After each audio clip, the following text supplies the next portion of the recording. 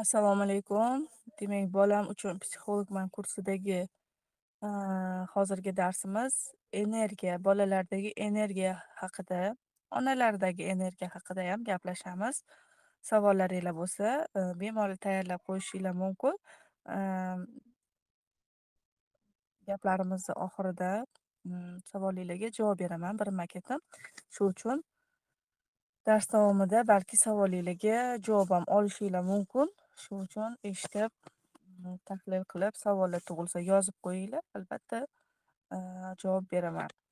Demak, bolalarda hozirgi kunda juda ko'pida energiya yo'qligi yoki buni aksi, energiyani haddan ziyod ko'pligini ko'rishimiz mumkin. Ba'zi bolalar judayam energichni, giperaktiv, ba'zilari esa buni aksi judayam charchagan, judayam bo'sh, dangasa va umuman energiyasi yo'q. Bunga sabab nima bo'ladi? Aaa, Giperaktivlik, energiya ko'pligi haqida boshqa safar gaplashamiz. Bugun faqat energiya yo'qligi haqida suhbat bo'ladi. Birinchi energiya yo'qligini sababi, ko'proq, oziq-ovqatga borib taqaladi. Bola, masalan, shirinliklar hozir ko'p bolalar shirinliklar, shirin energetik ichimliklarga mukkasidan ketgan. Nimaga? Chunki energiya tabiiy ravishda yo'qligi hisobiga bolalar energiyani tashqi dunyodan olishga harakat qilishadi. Va mana shu shirinliklar ham bolaga necha foiz energiya beradi? Judayam kam miqdorda, soniyali energiya beradi va bola, shirinliklarga, xuddi narkoman kabi o'rganib qoladi va shirinlik yemasa xumori tutadigan darajada, haddan ziyod, shirinliklarga berilib ketadi. Hozirgi kunda farzandinglarni tasavvur qilyapsizlarmi? Shokoladlarsiz yoki napitkalarsiz, gazli ichimliklarsiz hayotini. Shunchalik o'rganganki, ular, ko'chada ovqatlangisi keladi, KFCga kirgisi keladi, burgerlar yegisi keladi. Bu ham energiyani zo'r manbai. Lekin, aaa, qanaqa, energiya manbai? Ular lahzali energiya beradi. Xuddi, mm, buni energiyasi shunaqa, soxtaki, shunaqa bir, aaa bitta qo'yning oldinglar. Judayam chiroyli bir, anaqa mundoq ko'rganda zo'r deb o'yladinglar. Shundoq kiygandan keyin 1 soatga qolmasdan yirtilib ketsa yoki oyoq kiyim zo'r deb o'yladinglar, yaltir-yultir ko'zinglar qamashib o'sha oyoq kiyimni oldinglar, lekin, mm, 1 soatga bormasdan oyoq kiyimlar yomon bo'lib yirtilib ketsa, yorilib ketsa, qanaqa holatga tushasizlar? Xuddi, o'sha biza iste'mol qilayotgan shakar, energetik ichimliklar, tort, shirinliklar hammasi insonga lahzalik anaqa beradi, energiya beradi, lekin, o'ziga o'rgatib qo'yadi. Xuddi, narkotik moddaga o'xshagan. Shu uchun, bolalarni, kuzating, shirinlik bergan paytingizda bolalar judayam asabiy bo'lib qolishadi. Boshida yaxshi bo'ladi, lekin kechasi uyqulariga, aaa, maktabidagi o'qishlariga, o'zlashtirishiga, xotirasiga, asab tizimiga bu shirinliklar, gazli ichimliklar, energetik ichimliklar salbiy ta'sir qiladi. Haddan ziyod farzandingizni ko'chadan ovqatlanishga, ko'chada gamburgerlar yeyishga, gazli ichimliklarga, o'rgatib qo'ymasligingiz kerak. Haddan ziyod farzandingiz shirinliklarga o'chmi, haddan ziyod energetiklarga tobemi, haddan ziyod, shunaqa nima gamburgerlarga, mana shu lavashlar yoki KFC hammasiga o'chmi, bilinglar, bolanglarda umuman energiya yo'q. Energiyani faqat va faqat nimadan olyapti? Tashqi muhitdan olyapti. Tabiiy ravishda unda yo'q. Xuddi ana unga o'xshaydida, chiroyli emasda farzandingiz. U yog'ini ishiryapti, bu yog'ini ishiryapti, botoks qilyapti. Shu ham soxta go'zallik-ku. Xuddi o'shanga o'xshab ichinglardan o'zinglarni chiroyliliginglarni his qilmasanglar, tashqi dunyodan narsa chapilavergan kabi bola ham energiyani xuddi ichida yo'q, tashqi dunyodan yeyishga harakat qiladi. Xo'p,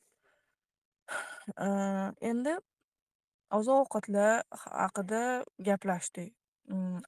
Oziq-ovqatlarni nima qilishimiz kerak? O'rnini to'ldirishimiz uchun tabiiy narsalarni ko'proq farzandinglarga beringlar. Sutli mahsulotlar, a, to'g'ri, sutli mahsulotlarda ham laktozalar bo'ladi, lekin tvoroglar, suzmalar, keyin anaqa qaymoq, masalan, yog'lar, keyin mana bu baliq mahsulotlari, endi biza dengiz yoki okeanni oldida yashamaymiz. Bizaga baribir muzlatilingan, tabiiy bir tirik baliq kelmaydi.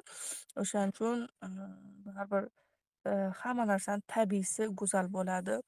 Shu uchun bolanglarga konservalar, surib o'tgan, ya'ni surov godnosida emas, qanaqadir muzlatilib anaqa bo'lgan narsalar bermaslikka iloji boricha harakat qilinglar.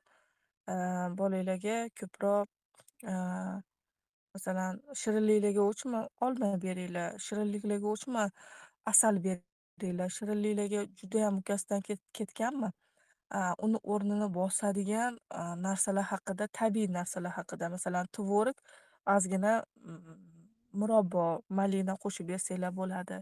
Shunaqa qilib sekin ratsiondan sun'iy narsalarni, kireshkilar, roltonlar, big bollar, mana bu KFClar, shunaqa narsalarni chiqarib sekin bosqichma-bosqich chiqarib tashlasanglar bo'ladi. Yana tabiiy narsalarga nimalar kiradi? Yana shunaqa hamma narsani maksimal darajada tabiiysini olishga harakat qilinglar. Hozirgi kunda Amerikada organik mahsulotlar degan anaqa bor. Qulupnoydan tortib, bodringgacha organik, neorganikka bo'linadi. Organikda ko'proq o'sha haqiqiy fermalarda, haqiqiy bir tabiiy o'g'itlarsiz, konservantlarsiz, dori-darmonlarsiz o'stirilgan mahsulotlar yetishtiriladi. Unaqa mahsulotlar tayyorlanadi va bu mahsulotlar qimmatroq bo'ladi va shirin bo'lmaydi. Organik mahsulotlar shirin bo'lmaydi, shunisi bilan farq qiladi. Shuning uchun endi biza ham o'tishimiz kerak bu anaqaga deb o'ylayman. Ikkinchi, bolalarga dori olib bergandan ko'ra vitamin olib berishga harakat qilinglar. Endi vitamin, to'g'risi men ham farzandlarimga vitamin beraman. Chunki hozirgi kunda bola yetarlicha quyosh, suv, havo, yerdan yetarli energiya ololmayapti. 4 ta mahsulot bor, bola tabiiy ravishda energiya ola oladigan. Birinchisi quyosh nurlari juda katta energiya beradi. Qamoqda yashayotgan insonlar quyoshga kam chiqqanligi sababli shunaqa statistika bor. Bir kuni ularni 40 kunga qaritadi degan statistika ham bor. Endi buni qanaqa to'g'rimi, noto'g'rimi bilmayman, lekin quyosh ko'rmagan odamlar tezroq hayotdan ko'z yumar ekan. Xo'p, quyosh juda katta energiya beradi. Shu uchun ota-bobolarimiz quyoshda dehqonchilik qilib, ayniqsa dehqonchilik ko'p qilgan qariyalar ko'p umri uzayishini olimlar isbotlashgan. Shu uchun dehqonlar, chorvadorlar, mana shu qishloqda yashaydiganlar ko'proq yashaydi. Ayniqsa Yaponiya dunyoda ham energiya bo'yicha, ham qarilik bo'yicha birinchi o'rinda turadi. Chunki ular 80 yoshda ham, 90 yoshda ham yer bilan olishishadi. Yer bilan ishlov berib, xullas, yerni sevadi. Ikkinchi anaqa energiya manbai bu suv. Endi suvlarni gapirmasak ham bo'ladi. Suvlar shunaqa tabiiy narsa. Bizaga suvlar parchalanib yo'q bo'lib keladi. Sababi vodoprovoddan kelayotgan suvlar juda ko'p informatsiyani, suv bu informatsiya-da. Har bitta suv organizmga kiradi, informatsiya bo'lib kiradida. Suv hatto urilganda ham suv parchalanish natijasida suvi tarkiblari o'zgarib ketarkan. Shuning uchun, eksperimentlar ham bor. Suvga "Man seni sevaman" desa, suv svejiy bo'lib anaqa qilishni boshlagan. Suvga 40 kun davomida "San yomonsan, san yaxshi suvmassan", unaqa bunaqa deb negativ so'zlar aytilganda suv bijig'ib qorayishni boshlar ekan. Bu bo'lgan eksperiment. Tasavvur qiling, odamni organizmi 70% suvdan iborat. Qonimizni tarkibida suv bor va insonga aytilayotgan har bitta so'zni ham energetikasi bo'ladi va shu siz farzandingizga a, ahmoqsan, landavursan, dars qilmaysan, dangasasan, yotishingni qara deganingiz sari o'sha suvni loyqalatasiz va bola charchab, вообще ish qilmaydigan, dangasa, energiyasiz bo'lib boradi. Shuning uchun mana shu gapim hech qachon esinglardan chiqmasin. Demak, inson quyoshdan energiya oladi. Birinchi asosiy manbasi quyosh, ikkinchisi yer. Yer boya aytgandek, biza yoshligimizda qum o'ynardik, turpoq o'ynardik, loy o'ynardik, yalangoyoq yurardik, dalada ko'proq yurardik. Xullas, judayam yer bilan, dehqonchilik bilan ko'p masalan, katta bo'lganman. Hech qachon man tapochka kiymaganman. Yoshligimdagi rasmlarga ham qarasam, doim oyog'im turpoq, loy bo'lib, ariqlarda cho'milib, maza qilib, o'tgan. Shuning uchun yer ham judayam insonga katta energiya beradi. Mmm, 25% quyosh bo'lsa, 25% yer. 25% havo. Havoni tozalik darajasi. Endi buni gapirmasam ham bo'ladi. Bizani havo qay darajada? Mani, bilasizlar, yaqinda qizli bo'lganman, 1 yosh bo'ldi. Judayam asabiy, judayam na kechasi, na kunduzi halovat yo'q. Judayam yig'laveradigan shunaqa bo'lgan edi. Keyin bir kuni, anaqa toqqa bordik. 3 kun tog'da dam olgan edik. Tog'da umuman injiqligi kamaydi, baqirishi kamaydi, asabiyligi kamaydi. Avtomatik ravishda. Faqat uxlayverdi, faqat dam olaverdi, faqat, расслабиться qildida, relaks bo'ldi. Hayron qoldim. Men ham dam olyapman, bola ham maza qilib dam olyapti. Shunda bildim havoni qay darajada hayotimizda o'rni, hayotimizda vazifasi qanchalik muhimligini bildim. Aaa, Yana mani hayratda qoldirgan narsa, moshinamiz yaxshi, yurmayotgan edi. Shunaqa bo'g'ilib, qanaqadir moshinam bir ochilmayotgan edi. Shu tog'ga, erkinlikka chiqqanimiz sari moshinayam yaxshi yurishni, yaxshi ochilishni boshladi. Hayron qoldim. Yurishni xohlamayotgan moshina birdaniga tezlashib, ochilib ketgani mani hayratda qoldirdi. O'shaning uchun hatto odamgayam emas, mashinalargayam yoqarkan toza havo. Shu uchun, mani maslahatim 1 oyda bir, hech bo'lmaganda 1 oyda bir tog'ga, kenglikka inson chiqib turishi kerak, sayohatga chiqib turishi kerak. Bo'lmaganda, dengiz bo'yiga, odamlar kam yashaydigan joyda informatsiya ham kamroq bo'ladi. Odam zich yashaydigan joyda informatsiyalar ham ko'p bo'ladi, havo ham buzilgan bo'ladi, aura ham buzilgan bo'ladi. Shuning uchun odam kam joyga inson chiqqani sari miya dam oladi.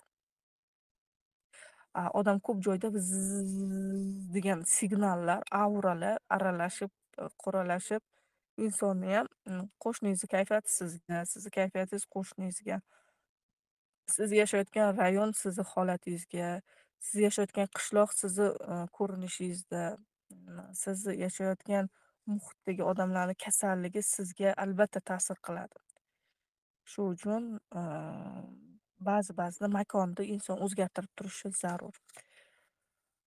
Hop, 4-chi insonga energiya beradigan narsa quyosh, yer, havo, va,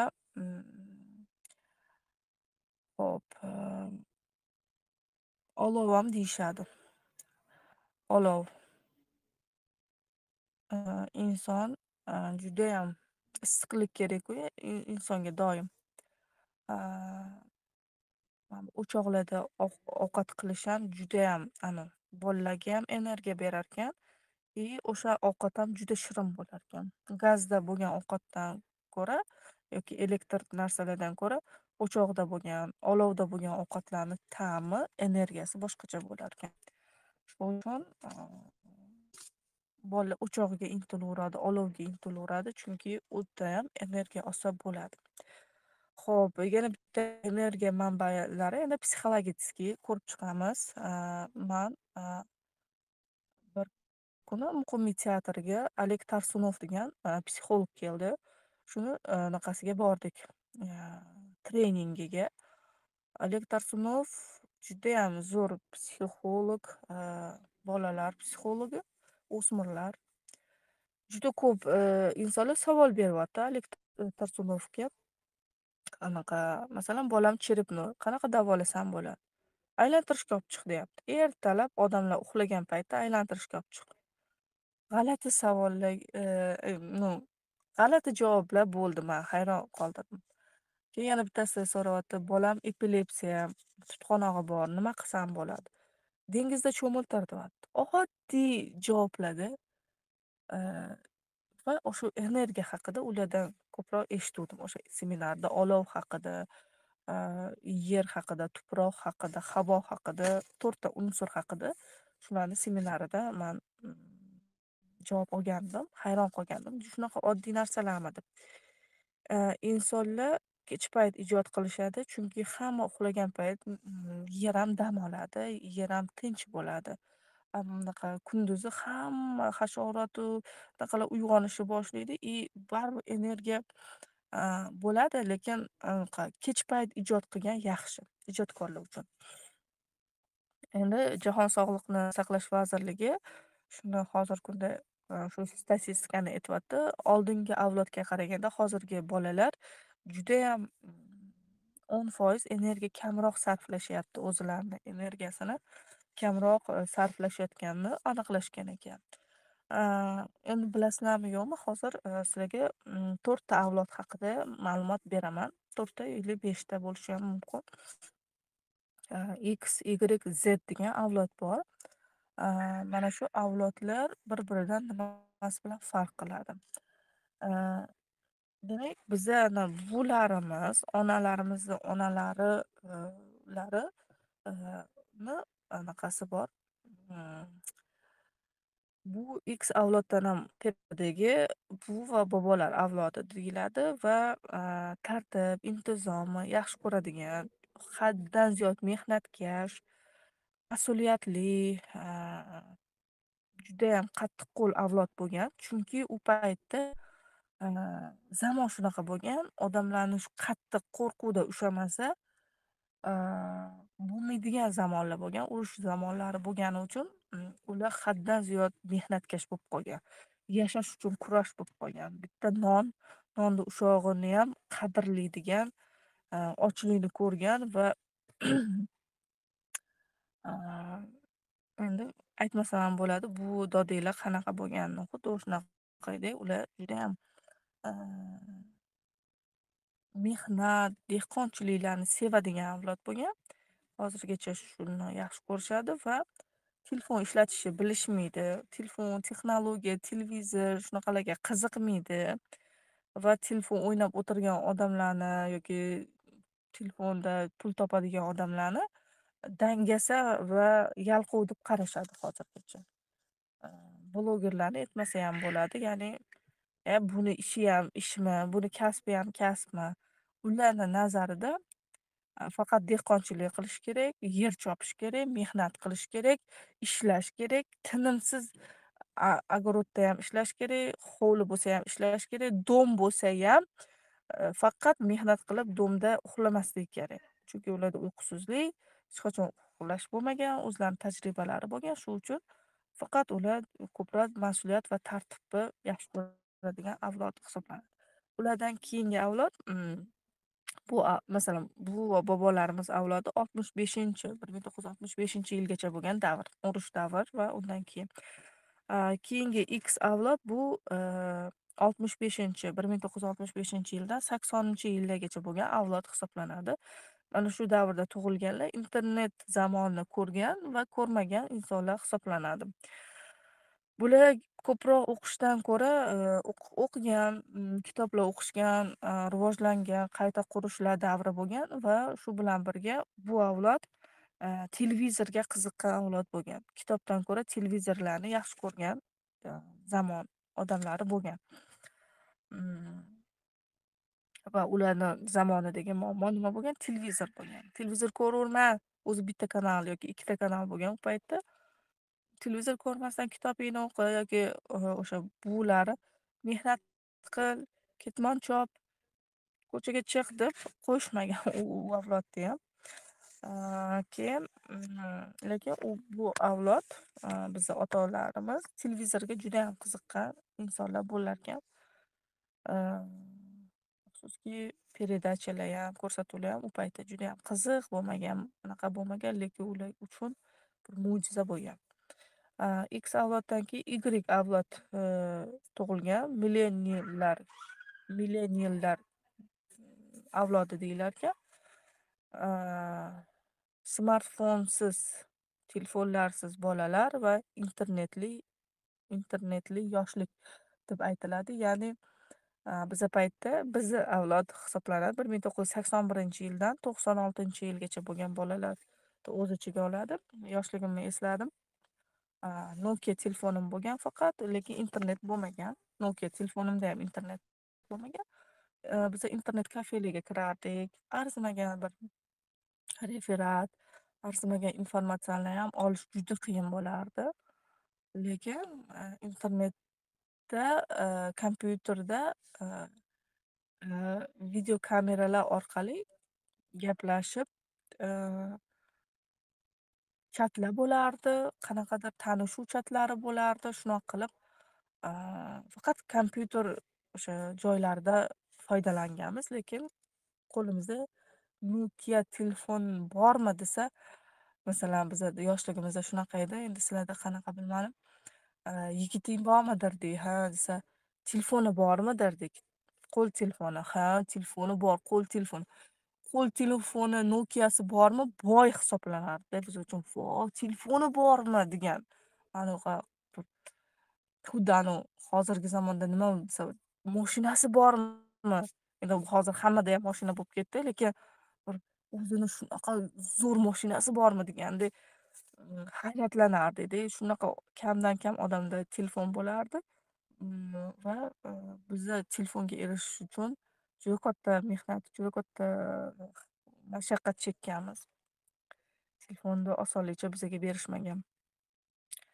Uncha televizor ham u paytda judayam bizaga qiziq edi. U kanaldan bu kanalga olardik, lekin shu bilan birga hayotimizga sekin-astalik bilan juda sekin tarzda internet kirib kelgan. Xo'p, bu avlod uncha, kitob o'qishgan, lekin ko'proq, vaqtini, televizor ga sarflashgan yoki sekin o'yinlar kirib kelgan. Bizani sinfdoshlarimiz kontir o'ynashardi. Telefonda o'yinlar juda kam bo'lardi, faqat ilon o'yini bo'lardi. Lekin, ko'proq internet klublarga, internet kafelarga qiziqardik u paytda. Keyingi avlod Z avlod hisoblanadi. 97-yildan 2012-yilgacha bo'lgan avlod, Z avlod hisoblanadi. Ular ovqatlanayotgandayam telefonga qarab ovqatlanishayotgan bolalar hisoblanarkan. Ular diqqatini faqat 8 soniyagagina ajrata olarkan. Shu uchun hozirgi kunda mana shu Z avlod, bilan bog'liq ta'limda muammolar yuzaga kelyapti. Chunki ularni umuman, bilimga, darsga qiziqtirib bo'lmayapti. Nimaga? Nimaga qiziqtirib bo'lmayapti? Sababi ta'lim sistemasi 50-60-yillarniki qolib ketgan ta'lim sistemasi. Bolalar esa Z avlod уже 1900 nechinchi yildan Z avlod 97-yilgi avlod bilan 60-yildagi ta'lim sistemasini solishtirsa bo'ladimi? Endi kecha mani qizim 8-marta menga anaqa olib kelibdi, buklet. Onajonim 8-martingiz bilan. Shunda ko'rib yig'lavorey dedim to'g'risi. Nimaga? Chunki o'g'lim ham xuddi shunaqa konvert olib kelgandi. Qizim ham shunaqa. Bog'chada ham shunaqa konvert olib kelgandi.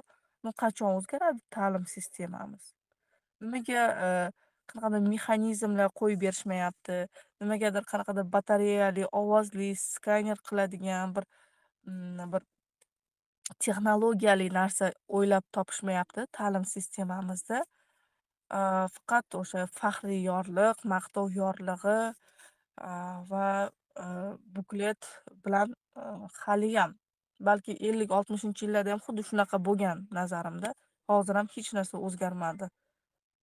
Rangli qog'oz, onajonim 8-martangiz bilan va o'sha hech qanaqa detal o'zgarish bo'lmadi. Kecha man anaqadaga bordim, o'g'limni majlisiga. Sal xursand qildi mani. Bitta narsa xursand qildi. Bizani taqdirlashdi. Ota-onalarga rahmat shunchalik deb, xususiy maktab bo'lgani uchun sal bo'lsa ham texnologiya bor. Katta ekranda bolalarimizni onalarga aytadigan so'zlarini qo'yib berishdi monitorda. "Onajon, men sizni yaxshi ko'raman. Rahmat shunchalik shu maktabda o'qitayotganingiz uchun minnatdorman. Kelajakda mana shu ishonchingizni oqlayman" degan.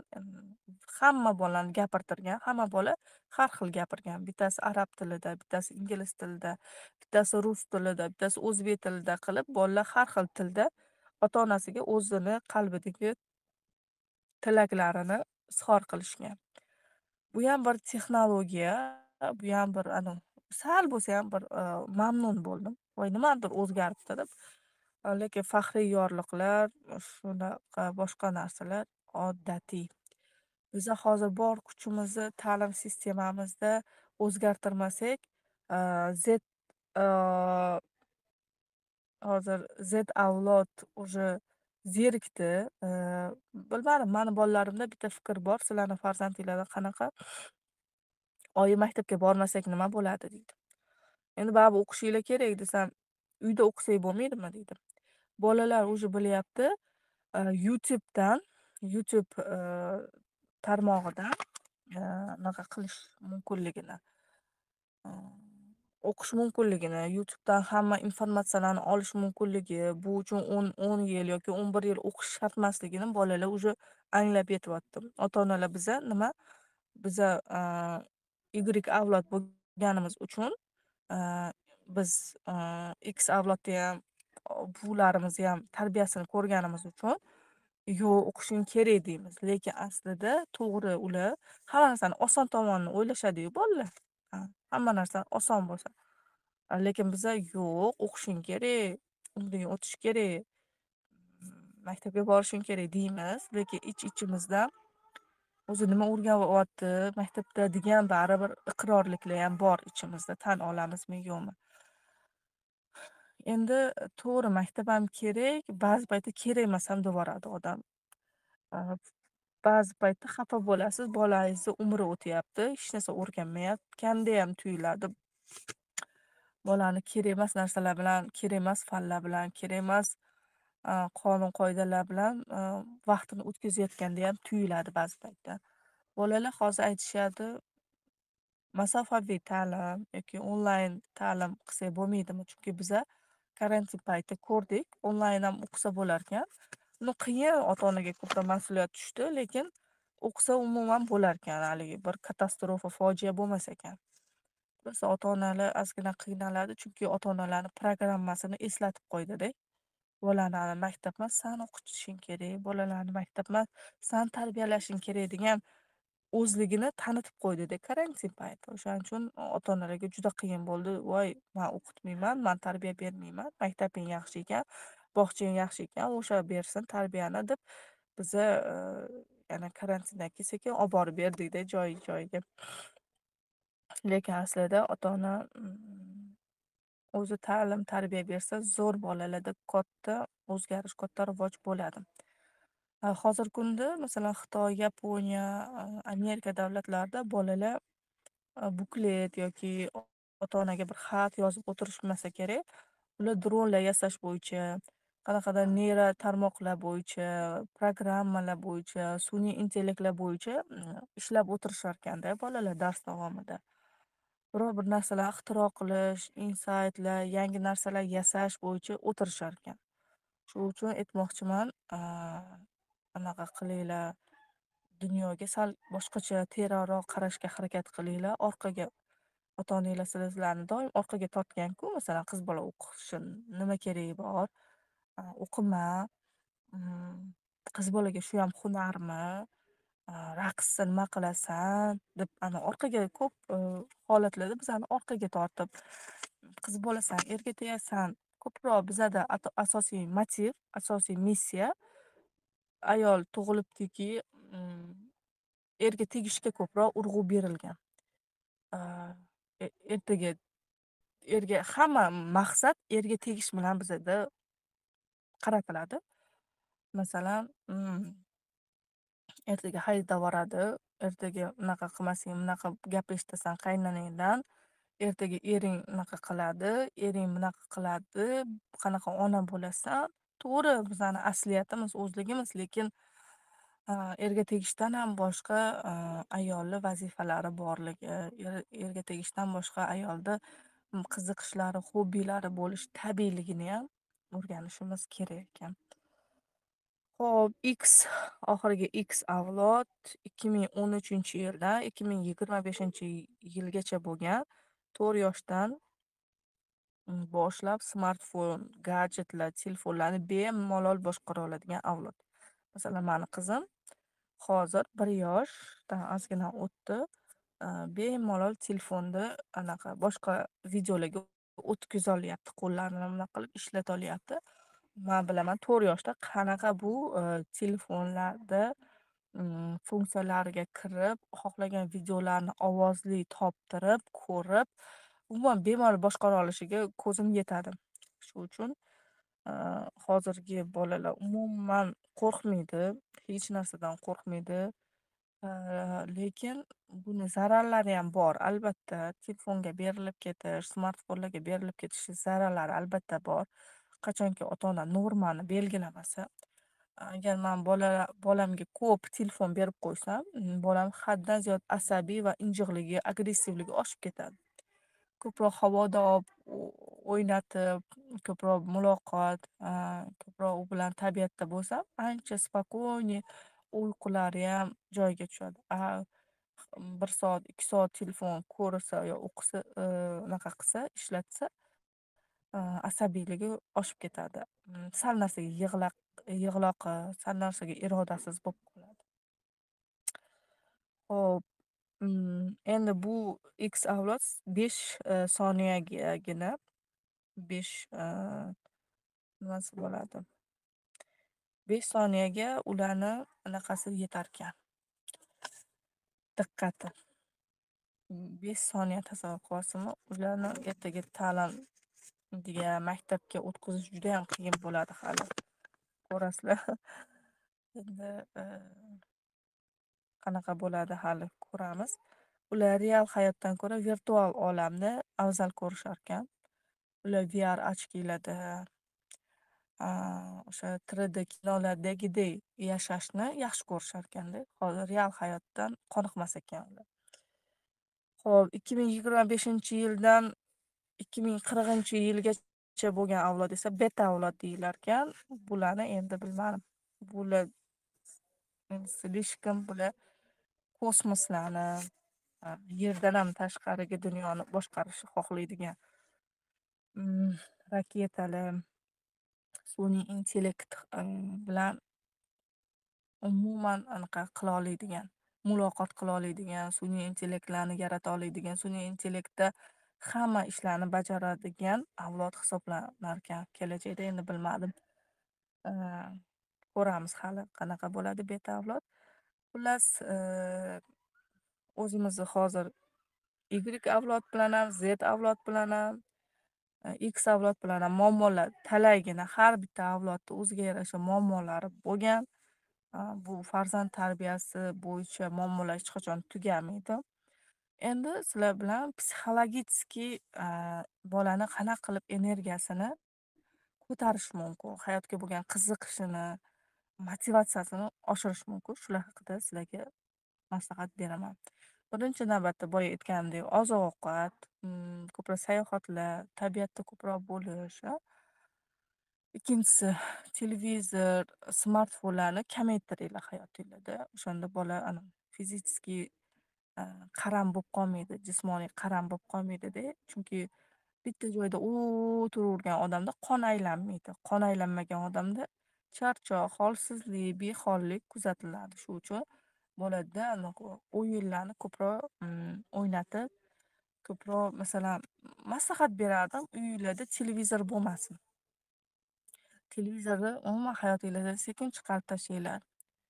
Chunki hozirgi kunda televizor faqat zararli narsalarni ko'rsatadi, faqat yomon xabarlar, negativlarga to'lib ketgan. Seriallarni tayini yo'q, faqat qayna kelin, maishiy muammolar. Umuman televizor ko'rmay qo'yganman. Endi telefonlarniyam sekin-sekin hayotinglarda rejim qilib, mana shu 1 soat ko'rasan bo'ldi deb, yoki ataylab megabayti kam, Wi-Fi вообще o'rnatmanglar. Faqat megabayti kam, masalan, yetar-yetmaydigan qilinglarki, bolayam his qilsin, voy tezroq anaqa qilib olishim kerak, u megabayti tugab qoladi degan narsani bola doim his qilishi kerak. Ikkinchisi, 3-chi narsa, bolalarga erkinlik berish. Bola nimaga qiziqyapti, o'shanga olib boring. Masalan, bolani rassomchilikka olib bordingiz, yoqmadi. Chunki o'qituvchisi yaxshi dars o'tmas ekan, lekin bolangizda qobiliyat bor. Yo, bormadi deb o'tirmasdan boshqa trener yoki boshqa ustoz, boshqa murabbiy topishga harakat qiling. Ko'p holatda trener ham katta rol o'ynaydi bola hayotida. Qiziqmagan bolani ham qiziqtirib yuborishi mumkin. Yoki bolada yo'q qobiliyatni ham trener shakllantirib yuborishi mumkin. Trenerga juda katta narsa murabbiyga, ustozga bog'liq. A, Bu hayotda mehnatkash odamlar ko'p juda. Bu hayotda qobiliyatli insonlar juda ko'p. Bu dunyoda talantli, bir iste'dodli odamlar, aqlli odamlar tiqilib yotibdi. Lekin bu dunyoda disiplina, a, har kuni doimiylik bilan shug'ullanadigan odamlar kam. Har kuni bir xil vaqtda mashq qiladigan, bir xil vaqtda kitob o'qiydigan, bir xil vaqtda shu kasbi, hunari bilan shug'ullanadigan odamlar kam. Mana shu narsani bolalarda shakllantirishimiz kerak. Har kuni agar bolangiz shpakat ochmasa nima bo'ladi? A, Kelajakda shpakat ocholmaydi, bilasizlar. Shuning uchun harakat qiling. Disiplina. Har kuni bitta mashqni farzandingiz bilan qilishingiz kerak. Masalan, bolangizga kitob o'qityapsizmi, har kuni bir vaqtda kitob o'qiting. Bolangizga yangi narsa o'rgatyapsizmi, har kuni bir xil vaqtda nima bo'lishidan qat'iy nazar, kasal bo'lsa ham o'rgating, kasal bo'lsa ham qaytaring. Keyingisi, bolalarda energiyani ko'paytiradigan narsa bolalarni kelajagiga bo'lgan ishonchi. Ko'p bolalarda hozir kelajagiga nisbatan ota-onada ham ishonch yo'q va bolalarda ham o'sha kayfiyat, ishonch yo'q. Mana shu ishonchni biza shakllantirishimiz zarur. Yaxshi inson bo'la olishiga, katta-katta natijaga erisha olishiga, katta-katta niyatlar, katta-katta maqsadlarini farzandlarga yozdiringlar. Kim bo'lmoqchisan? Nima bo'lmoqchisan? Bu dunyoga nima uchun kelgansan? Dunyodan missiyang nima sani? Shuncha yaratgan sani, shuncha mehnat bilan dunyoga keltirdi. Faqat erga tegish uchunmi? Faqat oila qurish uchunmi? Endi qanaqa kasblar bilan shug'ullangan bo'larding? Agar sen boy bo'lsang, qanaqa ishlarga pulingni sarflagan bo'larding? Qaysi hunarni o'rgangan bo'larding degan ma'noda so'rang. Agar senda bir kunlik hayot qolganda nima ishlarni qilgan bo'larding deb, o'sha ishlarni qil, davay. Har kuni shug'ullan. Shunaqa qilib bolalarda katta-katta maqsad qo'yishga, katta-katta niyat qilishga farzandingizni shijoatlantiring. Qaranglar, sizlarga oddiy energiya haqida bitta gap aytaman. Qaranglar, mm, Mm, Hozir ko'pchiligi ro'za payti iftorlik tayyorlaydi bitta odam. Bitta odam iftorlik tayyorlayapti o'zi uchun. O'zi, bolalari uchun. Nima qiladi? Mastava qiladi, qo'shimchasiga somsa qiladi. Tasavvur qiling, iftorlikka ko'p odam kelyapti. Mastava sho'rva qilmaysiz siz. Nima qilasiz? Ikkinchi ovqat qilasiz. Hech bo'lmaganda osh qilishingiz mumkin yoki yana bir qozon kabob qilishingiz mumkin. Salat qilasiz обязательно, pishiriq ham kerak, pishiriq qilasiz. Nima qilasiz? Energiyangizni ko'proq sarf qilasiz. To'g'rimi? Shunga o'xshab, agar siz bolangizni mayli oila qurib, endi bola chaqali bo'lib, o'rtamiyona yashaydigan hayotga tayyorlasangiz, u o'shanga yarasha energiya sarflaydi. Lekin bolam, san singillaring ham bor, bularni ham chiqarishing kerak. Bolam, mana shu qashshoqligimizdan bizani chiqarishing kerak degan ma'noda harakat qilishing kerak, yaxshi inson bo'lishing kerak, ko'pchilikka yordam berishing kerak, zavodlar qurishing kerak, buyuk-buyuk ishlarni qilishing kerak desangiz, o'shanga nastroy bo'ladi bola va har qilganda u 100 so'm topish emas, million topish haqida o'ylaydi. Endi million topish pulga qiziqtirish kerakmi degan savol? Ha. Ko'p narsani 99% muammolarni yechimi pulda. Buni tan olamizmi, yo'qmi, unaqa, bunaqa menga kerak emas. Sizlarni anaqanglar. Lekin pul kerak. Pul yaxshi narsalarga sarf bo'lishi uchun ham pul kerak. Sog'lig'ingiz zo'r bo'lishi uchun ham pul kerak. Mm, Kimdandir konsultatsiya olaman desangiz ham pul kerak. Biror bir treningga beraman desangiz ham pul kerak. Hattoki men qizimni raqsga beryapman.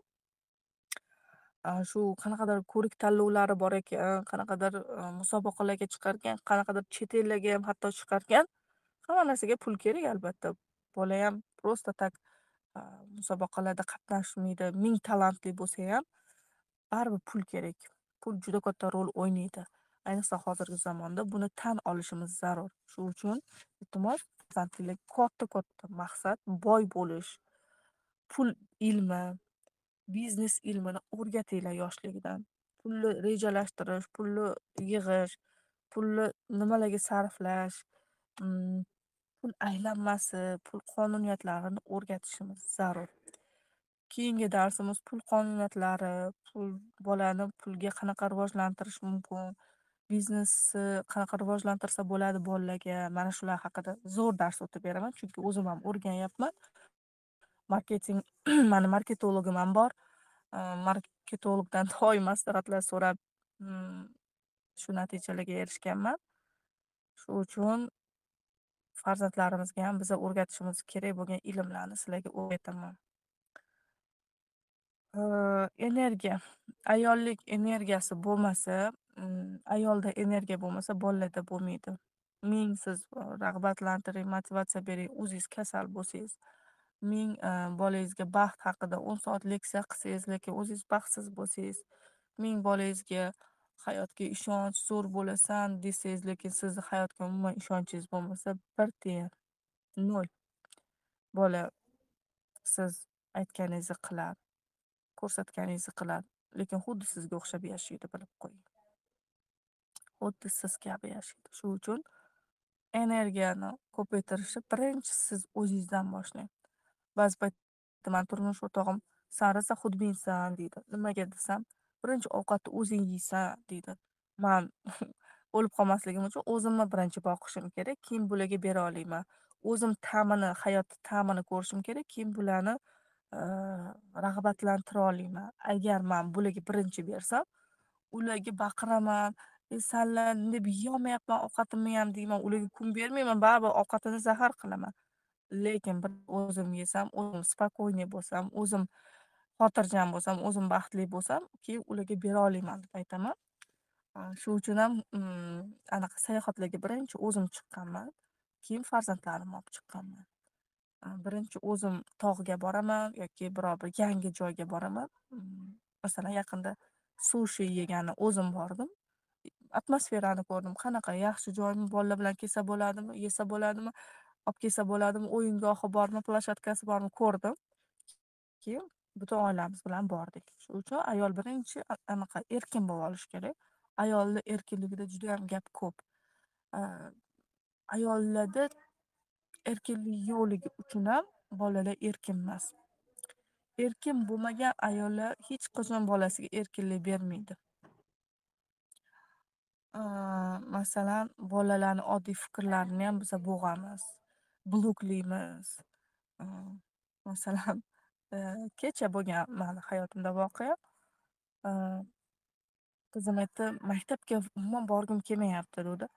Mayli, xudo xohlasa saniyam akangni maktabiga o'tkazamiz, qizim desam, onam aytyapti, unaqa dema deydi. Nega desam, bolang maktabga borgisi umuman kelmay qolyapti. San battar aytsang, battar umuman borgisi kelmay qolyapti deydi. Agar borgisi kelmasa, buni aytishi norma. Masalan, bola pi ona agar bloklasa, "O'chir, qanaqa borasan? Men bilmayman, o'lib qolsang ham borasan" desangiz, bola nima qiladi? Yolg'on gapirishni boshlaydi. Maktabga deb ketadi-da, mahallalarni aylanib yoki magazinlarni aylanib darsga kirmasdan keladi. Chunki xuddi shu voqeani kecha, o'g'limni majlisida shu vaziyatni ko'rdim. Xususiy maktabga hatto bola kelgisi kelmayapti va xususiy maktabga ketyapman deb mahallalarni aylanib uyga borgan. Kun bo'yi bola ko'chama-ko'cha sarson bo'lib, mahallada kunini o'tkazib, maktabga borib keldim deb aldagan ota-ona. Tasavvur qilyapsizmi? Mana shunaqa vaziyat bo'ladi. "O'chir, borasan, shuncha pul to'layapmiz senga" desangiz, bola yolg'on gapiradi, yomon ishlarga qo'l uradi. Undan ko'ra bolani eshiting fikrini. Yomon bo'lsa ham eshiting. Ba'zi paytda men haqimda bolalarni tanqid qilishadi. Siz hammaga dars o'tasiz, lekin bizaga bunaqa deysiz. Siz hammaga aql o'rgatasiz, lekin biza bilan bunaqasiz deyishadi. Ha, eshitib o'tiraman. Ha, demak to'g'ri. Demak qayerdadir samimiylik qilolmayapman ekan. Ba'zida bolamni oxirigacha eshitolmayapman ekan deb ulardan ko'proq men gapiradigan gaplarimni ulardan ko'proq olaman. Oyi, siz bunaqa deysizda, keyin mana bunaqa bizaga erkinlik bermaysiz mana bu vaziyatda deydi. Keyin men aytaman, manchalik erkinlik beradigan ona bo'lmasa kerak sizlarga desam, baribir o'sha ham bolalarimga kamlik qiladi. Ishonasizlarmi? Shunaqa erkinlik berganimda ham ular o'sha erkinlik ham ularga yetmaydi-da.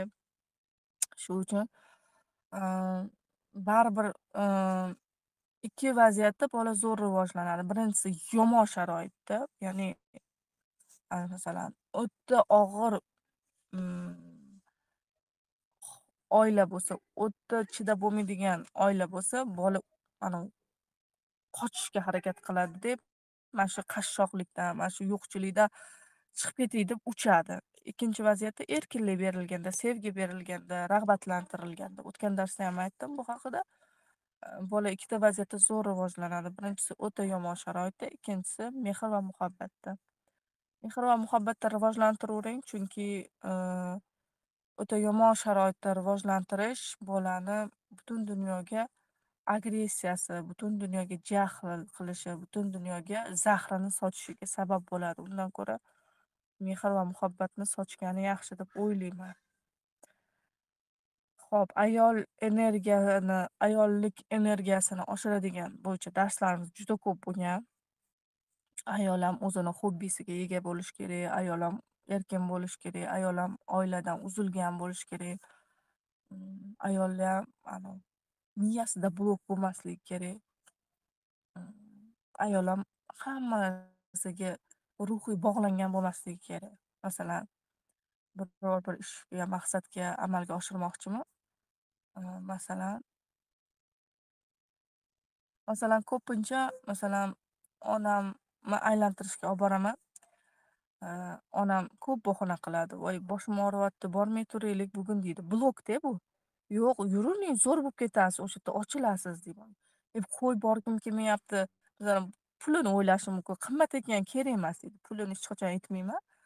Yoki uzoq ekan deydi, tog'ga olib boraman desam, bloklari ko'pligi uchun. Keyin, "Yo'q, yaqin, men yaqin joyda topdim" deb aldab yurib olib boraman. Onam shunaqa ochiladi, shunaqa yaxshi bo'ladi, shunaqa "Voy, yaxshiyam kelibsan" deydi. Hech qachon bekor kelibman, essiz demagan. Har doim qayerga borsam, "Voy, ertaroq kelmagan ekanman" deydi. Har doim afsuslanadi. "Nega ertaroq kelmagansan? Voy, shunaqa yaxshi joy ekan, mazza qildim" deb aytadi. Keyingi safar yana boray desam, yana o'sha bloklari boshlanadi. "Voy, qo'y, bordik-ku, ko'rdik-ku" deydi. Chunki ichki ruxsati yo'q-da. Shuning uchun ba'zi paytda bolam isitmalavyapti, kasal. Shundayam boraman. Masalan, maqsad qo'ydimmi, boraman. Ko'proq darslarga, ko'proq trening, seminarlarga boraman. A, bilaman, что bolani isitmasi tushadi baribir. Xudo xolasa yaxshi bo'ladi, yaxshi gumonda bo'laman va, man treningga borsam ham, bormasam ham isitmasi tushadi baribir, yaxshi bo'ladi. Man ishonaman uni yaxshi bo'lishiga. Mani anaqamga bog'liq emas. Qarab o'tirsam ham hayotda hech narsa o'zgarmaydi. Yaxshi rivojlanib, o'sib, miyamni rivojlantirsam, bolamni tuzata olaman, bolamga baxt bera olaman, bolamga sevgi bera olaman. Ba'zi paytda bolalarim kasal bo'lsa, shata ko'chaga olib chiqib ketaman. Kasal bo'lsa ham, "Yuringlar, o'ynab kelamiz, aylanib kelamiz, yozilib kelamiz" deyman, rostdan yaxshi bo'lib, tuzalib kelishadi. Uyda o'tiraversa bola tuzalishi qiyin bo'ladi. Shuning uchun qancha qon aylanishiga ham bog'liq. Bolani hayotida sport, jismoniy mashqlar bo'lishi shart. Bu ham energiya beradi. Ko'pincha energiya yo'qotadi deyishadi. Yo'q, mazza qiladi. Bola mazza qilyaptimi? Bola nimani mazza qilib bajarayotgan bo'lsa, shunga ruxsat berish kerak. Mazza qilib shug'ullansin, mazza qilib o'sha, anaqa raqsmi, jismoniy tarbiyami, sportmi, suzishmi, gimnastikami yaxshi ko'rib boryaptimi, beringlar, mazza qilsin. Qizim raqsga borardi, borgisi kelmay qoldi, chunki nimadir endi o'zgardi, yoqmay qoldi. Mayli dedim, endi boshqa raqsga olib boryapman. Demak, trenerini o'zgartirish vaqti kelibdi deb tushundim. Yoki oldingi anaqalardan zerikdi deb tushundim. Bunaqa qilib to'xtab qolish kerak emas inson va bloklarni yechish kerak. Mas'uliyatni bo'ynimizga olishga, o'tib, nima bo'lishidan qat'iy nazar yaxshilik bo'lishiga ishonaman. Mas'uliyatni bo'ynimga olaman. Hamma narsa yaxshilikka bo'lishiga ishonaman deb, uh, ichimizdagi bloklarni sekin-astalik bilan yechib, uh, imkon qadar o'zimiz bolalarimiz energichniy qilmoqchi bo'lsak, o'zimiz o'zgarishni birinchi navbatda o'zimizdan boshlashimiz zarur. O'zimiz o'zgarmasak, bolalarni ming yediring, ming yaxshi kiyintiring, ming yaxshi rag'batlantiring, zo'r o'qituvchilarga bering, foydasi bo'lmaydi. Sizni qobig'ingiz, sizni aurangiz bolangizni ham o'zini anaqasiga olib kirib ketadi. Shuning uchun, hurmatli ayollar, o'zinglar birinchi navbatda energiyaga to'yib olishinglarni tavsiya qilaman va maslahat beraman. Endi sizlarga bitta vazifa. A, har safar bolam uchun psixologman kursida testlar beraman. A, ko'rishga kinolar beraman, multiklar beraman. Endi bu safar sizlarga bitta test beraman. Mana shuni menga a, rasmini chizib yuborsanglar, alohida o'zinglarga aytib beraman. Xo'p, bitta varaqqa ot rasmini chizasizlar. Otni chizolmayman, yaxshi rasm chizolmayman desanglar ham, eplaganinglarcha chizinglar ot rasmini. Ikkinchi rasm, ikkinchi o'sha rasmga, otni oldigami, qayerigadir to'rtburchi, to'rtburchi rasmini chizasizlar. Varoni xohlagan joyiga. Uchinchi navbatda narvon rasmini chizasizlar. To'rtinchi gul yoki gullar. Xohlasanglar bitta gul, xohlasanglar 10 ta gul, xohlagancha. Keyingisi tog', tog' yoki tog'lar rasmini chizasizlar. Keyingisi, hop, tog'ni chizdik, shamol rasmini chizamiz. Demak, tog', narvon, shamol, ot, to'g'ri to'rtburchak rasmini chizib, menga yuborsanglar, alohida sizlarga javoblarini aytaman. Farzandinglardan ham, o'zinglardan ham so'raysizlar quyidagi 3 ta so'zni. Man Mani nima xursand qiladi? Birinchi savol. Farzandinglardan so'ranglar. Sani nima xursand qiladi? Javob 10 ta bo'lishi kerak. Masalan, shirinliklar deyishi mumkin, bu tabiiy. Yana nima xursand? Tort, yana nima? Tug'ilgan kun, yana nima seni xursand qiladi? Э, Javoblar ko'p bo'lishi kerak. 10 tadan ham ko'p bo'lsa bo'ladi. Xo'p, mm, mani eng yaxshi ko'rgan kunim, eng zo'r bo'lgan kun qachon bo'lgan? Shuni yozasizlar. Agar menda 100% erkinlik bo'lganda, hayotimni bemalol o'zim boshqara olganda nimalarga pulimni sarflar edim? Nimaga pulinglarni bemalol sizlarda imkoniyat bo'lsa, faqat uy sotib olaman, mashina sotib olaman kerak emas, taqinchoqlar ham kerak emas.